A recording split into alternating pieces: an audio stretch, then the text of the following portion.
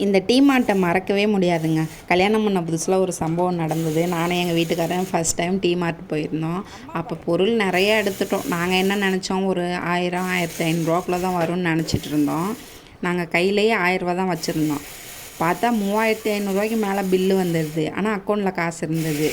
நாங்கள் டீ மார்ட்டை பற்றி தெரில எங்களுக்கு. இந்த இவ்வளோ சதவீதம் ஆஃபர்னு சொல்லி போட்டிருப்பாங்க இல்லையா, நாங்கள் வந்துட்டு இவ்வளோ கம்மியாக இருக்கும் அப்படின்னு நினச்சிட்டு எடுத்துட்டோம். அது இதுன்னு வேறு என்ன பண்ணுறது, பில் போட்டால் அமௌண்ட் இவ்வளோ வந்துருச்சு. அப்புறம் கொடுத்துட்டு தான் வெளியில் வந்தோம். அதுலேருந்து டீ மார்ட் பக்கமே போவோம், அதிகமாக போக மாட்டோம். இப்போ அது ஒரு 4 மாதத்துக்கு ஒருக்கா 5 மாதத்துக்கு ஒருக்கா போவோம். அளவாக பொருள் ஒரு 500 400 மட்டும் வாங்கிட்டு வந்துடுவோம். இந்த சோப்பு, பேஸ்ட்டு இந்த மாதிரி வாங்குறதுக்கு மட்டும்தான் போவோம். மற்ற எதுவும் மளிகை பொருள்லாம் அங்கே வாங்க மாட்டோம். கொஞ்சம் எங்களுக்கு ரேட்டு ஜாஸ்தியாக இருக்கும். நம்மளை மாதிரி உள்ளவங்களுக்கெல்லாம் அது ஜாஸ்தி தான். அப்புறம் சின்ன சின்ன மளிகை கடையிலே நாங்கள் வாங்கிக்குவோம். இப்போ தம்பி பிறந்ததுலேருந்து ஒரு மாதத்துக்கு 2 டைம் போயிட்டு வந்துடுவோம் பேம்பர்ஸ் வாங்குறதுக்காகவே. அங்கே எங்களுக்கு கொஞ்சம் கம்மியாக இருக்கும் பேம்பர்ஸு. வெளியில் வாங்கினா கொஞ்சம் எச்சா இருக்க போல் இருந்தது.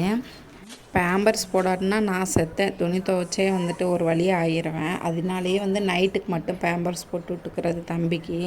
ஒவ்வொருத்தவங்க பொருள் எடுக்கிறத பார்த்தா நமக்கு ஆசையாக இருந்தது, நம்மளும் எடுக்கணும்னு. ஆனால் காசு வேணுமே.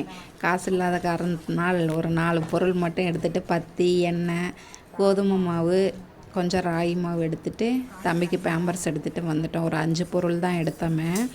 அதுக்கு பிறகு மளிகை கடைக்கு போயிட்டு வரமிளகாலாம் முடிஞ்சது. அது தேங்காய், உளுந்து எல்லாம் வாங்கிட்டு